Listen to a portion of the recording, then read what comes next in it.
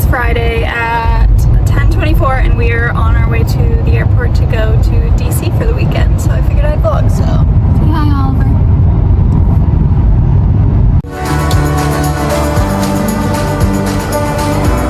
We made it to DC, you guys, and we're staying at the Ritz. So I thought I'd give you a little hotel tour. Let's see. Bathroom, big huge mirror. Oh, there's a tub. Okay, the tub is actually so helpful for Toddler. Not that I'll probably be there while we're here, but just in case. Shower, looks dreamy. Definitely want to take a shower tonight. Okay, this is the room. We have a joining with my parents. My sister's staying over with us. My toddler is currently asleep in the stroller. So yeah, the flight generally went well, other than the fact that it was one of those where I was trying to time it for her nap, and instead of napping, she was just witching hour the whole hour. So she was very fidgety, moving all around, but that's okay. It was a short flight. It was just like an hour and 10 minutes. But then we got here and had to sit on the tarmac for like 40 minutes because there was no gate. And then we sat in traffic to get home. So it was honestly like after we got here, that was getting a little stressful because the toddler was fighting her nap, etc. Anyways, we're here. This is from her wiping her snacks on me. So we're about to change and head to dinner. So let me do that.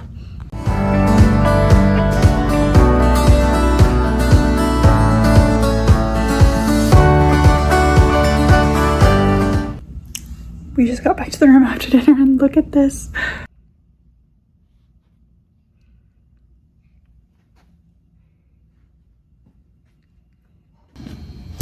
I am just getting ready this morning. Yesterday, literally my toddler, she didn't nap, pretty much. She had like half an hour nap.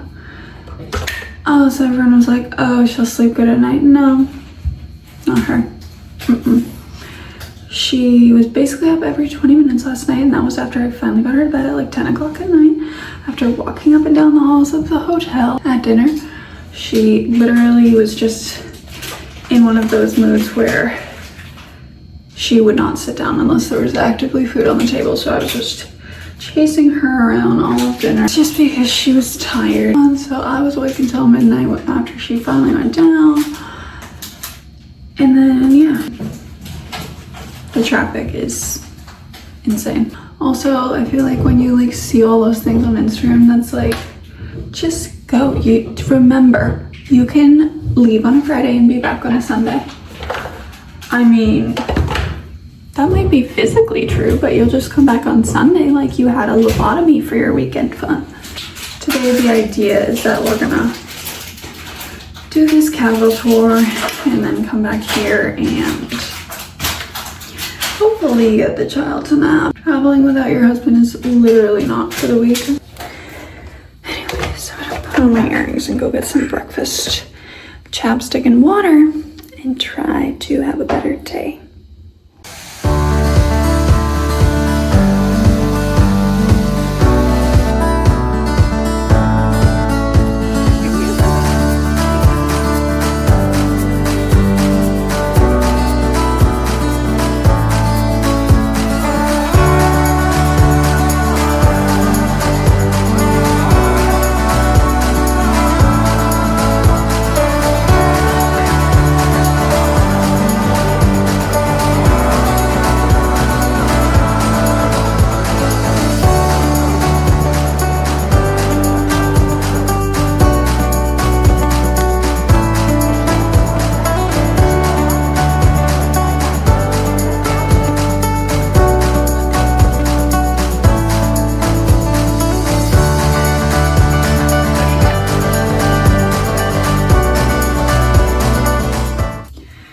Okay guys, we survived the 3-hour-long Capitol tour with the toddler.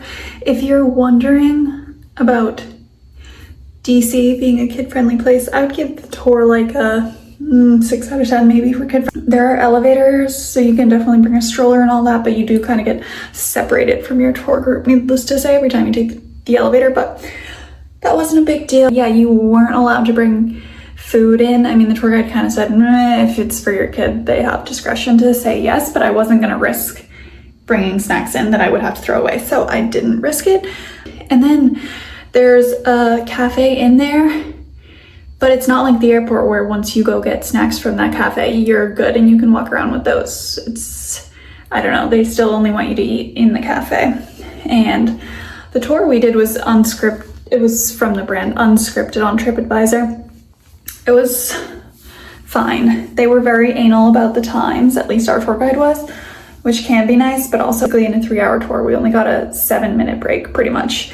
And I needed more than that to get myself a coffee, take a second, and get her a diaper change, you know, all the things you gotta do. Plus I would have liked to sit in the cafe and given her a snack, but couldn't do that all in 7 minutes. Anyways, then we walked over to, kind of just were walking around the National Mall area, went into the Flight and Space Smithsonian, Air and Space Smithsonian. That was cool. We didn't spend a lot of time there because I was fading. I don't know why everyone else seems to have more stamina. I'm hungry, it's 1:30, my legs are tired from walking all day. I'm ready to, you know, take a second, but they're pretty over there. You know, we saw the monument, we saw the Capitol, we saw the Thomas Jefferson Library of Congress, which was very pretty.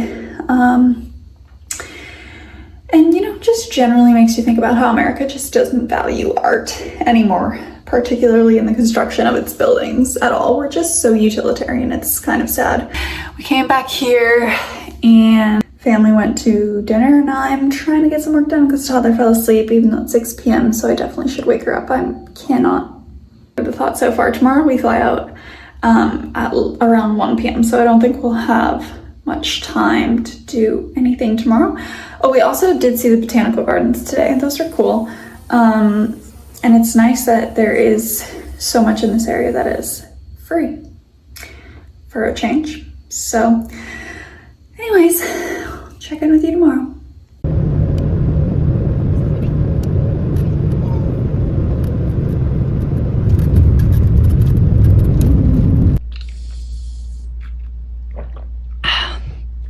Don't mind the face mask, you guys. It is so needed after a long travel day. We are home now, thank God. So this morning we went and got breakfast, walked around the wharf area down by the marina, saw the boats, saw the ocean. It was kind of overcast, very humid and then we went to try to see the White House. We saw it from a distance and were distracted and went to see the monument, and we also saw the World War II memorial and the reflecting pool and all that. So then we were thinking we were gonna be late for checkout at the hotel, so we didn't go back and see the front of the White House. There are definitely things I would do if we ever make it back to DC, like I would love to do a tour of the White House, and I would love to see the Supreme Court, and we saw it from the outside, but we didn't see the inside. We didn't get to see the congressional rooms from the inside, all of those things. It requires a lot of advanced planning to do so. You have to send a request to your senators. So the morning was very nice. Yeah, we were walking around and seeing the sights, and then we went back to the hotel. I took a shower, we packed up and hit the road, got to the airport. In the airport, we had at least an hour until we were supposed to board, and then it was crazy. It was this big lightning storm came through. You could not see anything out the windows. It was completely gray. And needless to say, yeah, our flight was delayed. So it was delayed an hour, if not more. Then when we finally got on the plane, we were sitting there for a while. I don't know if it was another hour, but it was close. And the captain said that our route was shut down and because of the storm, and the storm was headed our way and all this crazy stuff. And then he was like, I'll update you in 15. So making it seem like it's gonna be a while.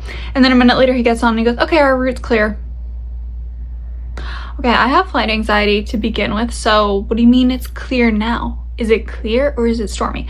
So I was worried that it was going to be a bumpy ride. Thank God it was smooth. At least turbulence-wise, it was smooth. But picture just the most overtired toddler that didn't have a nap and is so fidgety that nothing will entertain her for 2 seconds. She was on my lap. I was in the center. Then my mom was on the left, and then a stranger was on her right. Thankfully a female, because you know? Anyways, and of course, because she was so fidgety, she was on my lap, she was on the floor, she was in the aisle, she was on my mom's lap, she was on my dad's, she was all over the place. The flight attendants were like yelling at us that we had to restrain the baby on takeoff. Good luck, buddy. I mean, you try restraining this child. It was, thankfully, it was only an hour flight.